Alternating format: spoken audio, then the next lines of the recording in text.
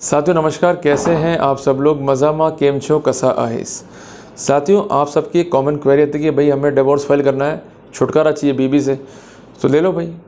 और ये भी क्वेरी आती है कि डिवोर्स कब फाइल करें, कैसे फाइल करें, इसके लिए बेस्ट टाइम क्या रहेगा और किस तरह से हमें सफलता डिवोर्स कैसे मिलेगी। देखो साथियों, डिवोर्स जो है बेसिकली एक नकारात्मक शब्द है, क्लियर है, तलाक। और मेरी एक राय मानो तो हम अगर हिंदू हैं तो हमें तलाक नहीं लेना चाहिए। और वैसे भी हिंदू जो हैं वो टारगेट हो रहे हैं किसी बड़ी योजना के तहत, जिसका मकसद क्या है कि परिवार तोड़ना, अल्टीमेटली हम लोग बिखर जाएं और जो कॉन्सेप्ट है मामा का, मामी का, चाचा का, चाची का, पिता का, माँ का, वो पूरा बिखर जाए, वो हम लोग नहीं होने देंगे। इसलिए मेरा प्रयास यही रहता है कि घर को जोड़ो। कई बार क्या होता है कि आप लोग खुद गलतियाँ करते हो, पत्नी आपकी पीयर जाके बैठी है, डिस्प्यूट सामान्य है, आप सुलझाने की बजाय अपने पेरेंट्स को इन्वॉल्व करते हो, डिस्प्यूट और बढ़ जाते हैं। कई बार ऐसा होता है कि पत्नी समय चाह रही है आपको, आप समय नहीं दे पा रहे हो, तो डिस्प्यूट क्रिएट होंगे। कई बार ऐसा भी होता है कि पत्नी कुछ गलतियां कर रही है जो ना समझी है, आप जाके समझा सकते हो, बातचीत कर सकते हो। तो मेरा ये कहना है कि जब तक आप अपना डोमिनेंट फैक्टर नहीं रखोगे, वहाँ पर आपकी पत्नी आपके साथ नहीं रहेंगी, वहाँ पर संभावना जो है डिवोर्स की बढ़ जाएगी। देखो, जब आप शादी करते हो तो क्या प्लान करते हो डिवोर्स का? नहीं करते हो ना। बट स्थितियाँ परिस्थितियाँ ऐसी पैदा हो जाती हैं कि आपको डिवोर्स में जाना ही पड़ता है। तो अगर कुछ हम चीज़ें पहले ही सिक्योर कर लें तो नौबत ऐसी नहीं आएगी ना। और अगर आपने वो चीज़ करके देखी तो निश्चित तौर पर आपको उसके परिणाम भी जो है मिलने वाले हैं।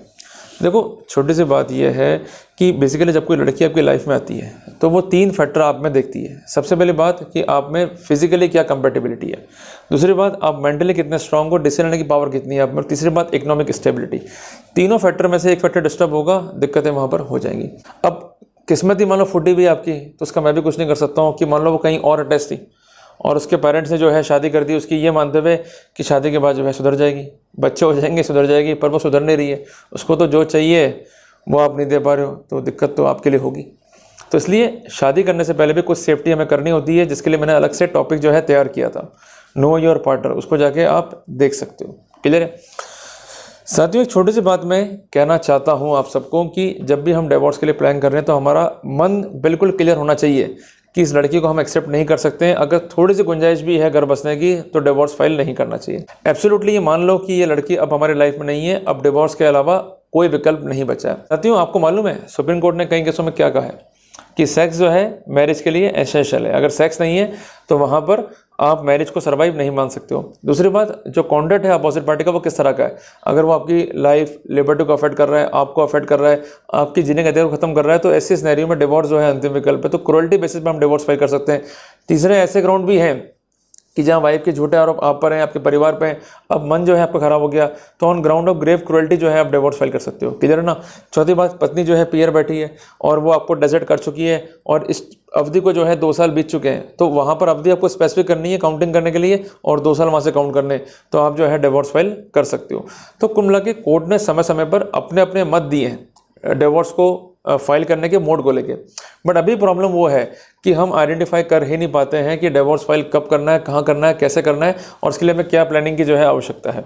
साथियों आपकी शादी हुई, सब कुछ ठीक चला, फिर घर बिगड़ने की जो है नौबत आ गई, आपने प्रयास किया घर बसाने के, घर नहीं बसा, अल्टीमेटली वाइफ पीयर बैठ गई, फिर आप प्रयास करते रहे, वो नहीं आई और अल्टीमेटली अब आपके पास ऑप्शन नहीं बचा है डिवोर्स फाइल करने के अलावा। या कई बार ऐसा भी होता है कि आपकी पत्नी जो है वो फॉल्स केस फाइल करती है, देन आपको यही एडवाइस मिलती है कि आप डिवोर्स केस जो है फाइल कर दो। जब भी आप देखो डिवोर्स केस फाइल कर रहे हो तो ये आपका निर्णय आपकी लाइफ और लिबर्टी को अफेक्ट कर सकता है। ये मैं आपको इसलिए कह रहा हूँ क्योंकि ये डिवोर्स की ड्राफ्टिंग लाइफ में आपकी एक बार ही होगी, बार बार नहीं हो सकती। अगर ड्राफ्टिंग गलत कर दी तो फिर आपको करने पड़ेंगे अमेंडमेंट्स या मॉडिफिकेशन या दोबारा उसको फाइल करना होगा। ये बहुत दिक्कत वाला काम है। तो दिक्कतें बाद में नहीं हो, इसलिए पहले जो है जग जाओ, पहले ही जो है अलर्ट हो जाओ। तो जब भी आप डिवोर्स को फाइल कर रहे हो तो उसकी प्लानिंग के तहत सबसे पहले आपको एक ब्रीफ रेडी करना है। क्लियर है। उस ब्रीफ में आप लिखो अपने बारे में कि आप कौन थे, आपका एजुकेशन क्या रहा, आपने अपना फर्दर जो है एम्प्लॉयमेंट है वो कैसे लिया, फिर ये लड़की जो है आपके संपर्क में कैसे आई, फिर आपका कोर्टशिप पीरियड क्या रहा, फिर उसके बाद सगाई के बाद स्थिति क्या रही, उसके बाद आपकी शादी हो गई फिर स्थिति क्या रही, और अल्टीमेटली डिस्प्यूट अराइज कैसे हुए और कहाँ कहाँ तक ये डिस्प्यूट चले। ये ब्यौरा लिखना बहुत ज़रूरी है। जब तक हम ये ब्यौरा नहीं लिखेंगे सोच समझ के, हमारे लिए जो है वो दिक्कत हो जाएगी। दूसरी बात है, जो भी आप ब्रीफ लिख रहे हो इसको कहते हैं ब्रीफ कन्फर्मेशन। सेकंड जो स्टेप होता है उसमें क्या होता है कि जो भी आप फैक्ट लिख रहे हो, जैसे उदाहरण के लिए ए कहता है कि उसको उसकी बीवी ने मारा, तो मारपीट की एविडेंस अगर ए के पास में है कोई फोटोग्राफ है, कोई डॉक्टर का पर्चा है, कोई मेडिकल ट्रीटमेंट लिया, वो चीज़ है तो उसको आप एनेक्स कर लो। तो वापस से ब्रीफ का एक फैट आपको उठाना है फैट कंफर्मेशन करने के लिए, और साइड में बन जाएगा उसका एनेक्शर। क्लियर है? और अगर एनेक्शर नहीं है तो लिख दो नॉट अवेलेबल। तो इससे आप अपने केस को नंबरिंग कर पाओगे कि कितना केस आपका बढ़िया है, कितना बेकार है, आगे बढ़ने से पहले। इजी है ना? जैसे अपन एक एवल्यूट करते हैं मार्कशीट को, वैसे आपको एवोल्यूशन करना है अपने केस को। तीसरी बात, जो भी आपने एविडेंस रखनी है, जो आपने अलग कर ली है, अब वो कितनी एडमिसिबल है, कितनी नॉन एडमिसिबल है, ये काम है इंडियन एविडेंस सेट का। तो इसके लिए आप किसी वकील से सलाह ले सकते हैं कि भाई हमारी एविडेंस को सर आप रिव्यू कर दो, ये एडमिसिबल होगी या नहीं होगी, या ये प्राइमरी एविडेंस है, सेकेंडरी एविडेंस है। अगर सेकेंडरी एविडेंस है तो हम प्राइमरी में कैसे कन्वर्ट करें? ईजी होगा ना ये। चौथी बात स्टेप में आता है कि जो भी एविडेंसेस हैं उसमें कितनी एविडेंस कंट्रोवर्शियल हो सकती है, कितनी एविडेंस होंगी अनकंट्रोवर्टेड। मींस ऐसी एविडेंस जिसको आपकी पत्नी भी डिनाई नहीं कर सकती है, या उसके घर वाले जो है डिनाई नहीं कर सकते। अगर वो एविडेंस है तो उसका स्थान सबसे उत्तम होगा वहां पर section 64, section 62, section 91, section 92 Indian evidence act के प्रोटोकॉल लागू हो जाएंगे। तो आपके लिए कितना ईजी हो गया। इसके अलावा जो भी एविडेंस अनकंट्रोवर्टेड है उसका हमें एक कैटेगरी रखना है, और जो कंट्रोवर्सी क्रिएट कर सकती है उसका हमें अलग कॉलम जो है क्रिएट करना है। उसके बाद का स्टेज है अपने पत्नी के बारे में लिखो ब्यौरा, कि वो कौन थी, क्या थी, और अल्टीमेटली उसने क्या उत्पाद जो है घर में मचाया आपके। जो आपका थ्योरी है उत्पाद का उसको लिखो अपनी वाइफ के एंगल से, क्योंकि अल्टीमेटली वो केस करेगी आप पे 498 का, डोमेस्टिक वायलेंस का, 125 सीआरपीसी का, या 144 बीएनएसएस का, या 85 बीएनएस का, जो भी एप्लीकेबल है। तो ऐसे सिनेरियो में आपको सारा का सारा स्टैंड जो है अपनी वाइफ का भी क्लियर होना चाहिए। कहीं ऐसा तो नहीं कि उसने कोई अमाउंट आपके खाते में ट्रांसफर कर दिया, नेगेटिव है उसको ध्यान में रखो। उसको स्क्रूटनी कहना कहते हैं, मैट्रिमोनियल स्क्रूटनी, तो उस पर आपको विशेष ध्यान रखना है। इसके अलावा कहीं ऐसा तो नहीं कि आपके ससुर ने कोई गिफ्ट दी हो, फोटो खींच ली हो, कहीं ऐसा तो नहीं कि आपने कोई को कैश दे दिया हो, उन्होंने खाते में एंट्री दे दी हो आपको। तो नेगेटिव एविडेंस पे भी काम करना है। अगर नहीं करोगे तो आप तो केस फाइल कर दोगे, जब नेगेटिव बातें रिकॉर्ड पे आएंगी तो उसको आप कवर अप नहीं कर पाओगे, दिक्कत आपके लिए होगी। उसके बाद फैमिली वर्सेस फैमिली, इसको भी आपको जो है मेंशन करना है अलग पॉइंट पे। कई बार होता है कि वाइफ का झगड़ा आपसे भी है और आपके परिवार से भी है, वो रहती घर से आप अलग हो जाओ, या अपने माता पिता को छोड़ दो, या उसके नाम पर सिक्योरिटीज़ करो, या उसके नाम पर आप वो व्यवसाय करो जो कि अनजस्टिफाइड है, अनरीजनेबल है, या उसको अलाउ करो एडल्ट्री, या एडल्ट्री में वो जी रही है, कई बातें हो सकती हैं। तो उन सब पॉइंट को भी एडिशनली जो है आप ब्रीफ आउट करो, और उसके बारे में एविडेंसेस क्या है उसको भी जो है आप एनेक्स करो। अगर आप नहीं करोगे तो आप एक गलत पिटिशन को जो है ड्राफ्ट करने जा रहे हो। इन सब चीज़ों को इकट्ठा करने के बाद में उसका एनालिसिस करो, और वापस से क्या कमी दिख रही है उसको देखो, और किसी एक्सपर्ट एडवोकेट से उसका फिर रिव्यू करो।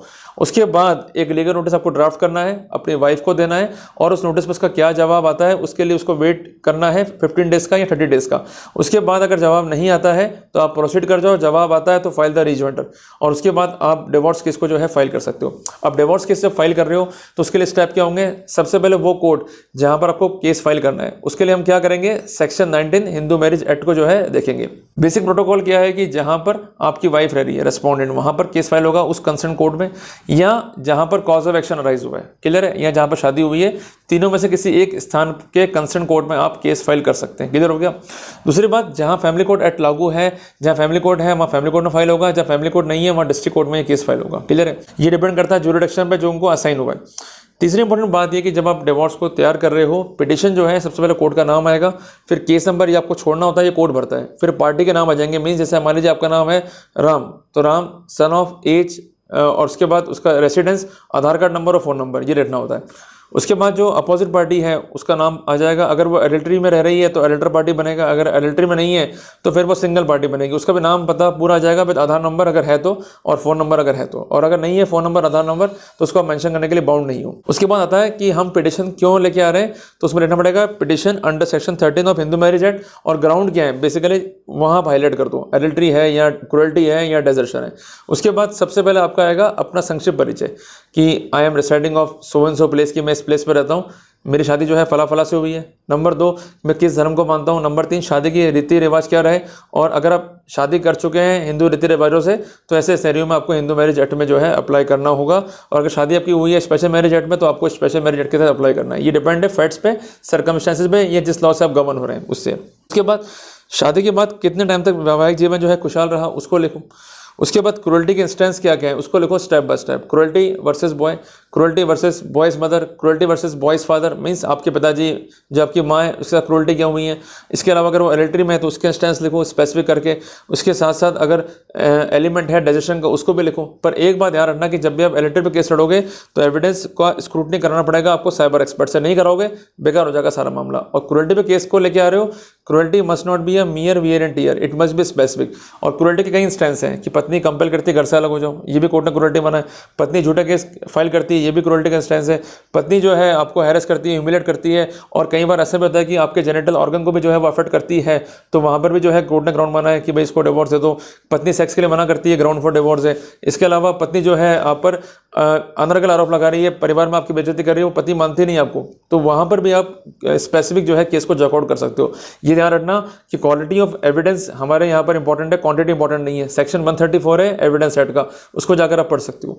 तो आप जो भी बयान दे रहे हो उसके आप प्राइम एविडेंस हो, ओके। जो कुछ बीता है वो साथ में आपके ही बीता है, बाकी तो आ रहे हैं जा रहे हैं। तो मेन जो इंस्टेंस है वो आपको ही प्लेट करना है, इस बात का ध्यान रखना। और भूल मत जाना सीक्वेंस को, जो सीक्वेंस में बता रहा हूँ मैं। उसके बाद लड़की को अपने समझाने का क्या प्रयास किए, पारिवारिक मीटिंग क्या करी, फिर अल्टीमेटली फेलियर आपको कहाँ दिखा, फिर उसके बाद आपने नोटिस दिया, उसका रिप्लाई आ गया, फिर आपने उसका रिजॉइंडर कर दिया, उसके बाद आपकी प्रेयर क्या है, और इसको एंड में जो है कंक्लूड आपको करना है इस तरह से। और एक बात ध्यान रखना कि जब भी आप डिवोर्स की प्लीडिंग्स करते हो तो 3 पैरा तो आपको लिखने ही लिखने हैं कि सबसे पहले बात कि कॉज ऑफ एक्शन इस तारीख को अराइज हुआ और इस तरह से कंटिन्यू हो गया।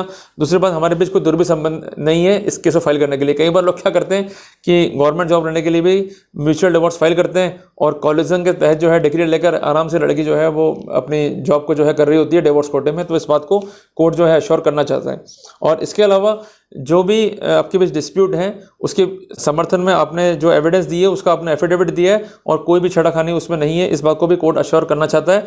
और इसके अलावा जुरिडिक्शन का पैरा भी बनाना होता है। सेक्शन 19 हिंदू मैरिज एक्ट की लाइट में अगर आप उसके तहत जो है केस फाइल कर रहे हैं और अगर आप फाइल कर रहे हैं स्पेशल मैरिज एक्ट के तहत तो उसके तहत भी जुरिडिक्शन जो है आपको लिखना होता है। और एंड में कोर्ट फीस का पैरा होता है। अमूमन कोर्ट फीस जो है 20 रुपये या 50 रुपये जो है चार्ज होती है, ये डिपेंड है कोर्ट से कोर्ट पे, ठीक है जी। तो पिटिशन को ड्राफ्ट करने के बाद में उसका एक प्रिंट निकलता है हरे पेजेस के ऊपर, इसको हम बोलते हैं पाई पेपर। उसके बाद इसके बनते हैं 4 सेट। विद पिटिशन हमें 2 सेट जो है फाइल करने होते हैं। उसके बाद डॉक्यूमेंट जो है फाइल करने होते हैं, फिर सम्मन देन कॉपी देन सम्मन देन कॉपी और फिर एक तलवाना जिसको हम कहते हैं प्रोसेस, वो जो है पेश करना होता है। और उस पर भी जो है कोर्ट फीस देनी होती है। और इस बात का विशेष ध्यान रखिएगा कि जब भी प्रोसेस पेश कर रहे हैं तो कोर्ट से ऑर्डर जरूर लीजिए, चस्पांगी का भी, इसके अलावा रजिस्टर्ड पोस्ट का भी।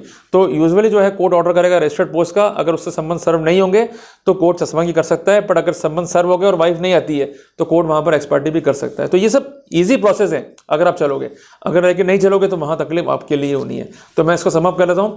फर्स्ट ब्रीफ आउट, देन उस ब्रीफ को चेक करना, उसके बाद उस ब्रीफ के समर्थन में एविडेंसेस क्या है, नंबर 4 उसको चेकआउट करना, नंबर 5 अगर रिक्वायरमेंट है एक्सपर्ट की रिव्यू के लिए उसको रिव्यू कराएं, नंबर 6 एविडेंस पे अगर कोई एक्सपर्ट रिव्यू चाहिए तो वो कराएं, और उसके बाद एक नोटिस ड्राफ्ट करें। उसके बाद हमें केस फाइल करना है और उसके साथ साथ हमें जो प्रोसीजर है उसको ध्यान में रखते हुए चलना है जो मैंने आपको बताया। Make your case much more systematic and much more in the chronological manner. अगर आप ऐसा कर लेंगे तो फिर हमें वहां पर कोई भी दिक्कत नहीं होनी। क्लियर हो गया आप तो कंसेप्ट आपको। तो जल्दी मिलते हैं अपन एक नए टॉपिक के साथ। टिल देन जय हिंद, जय भारत।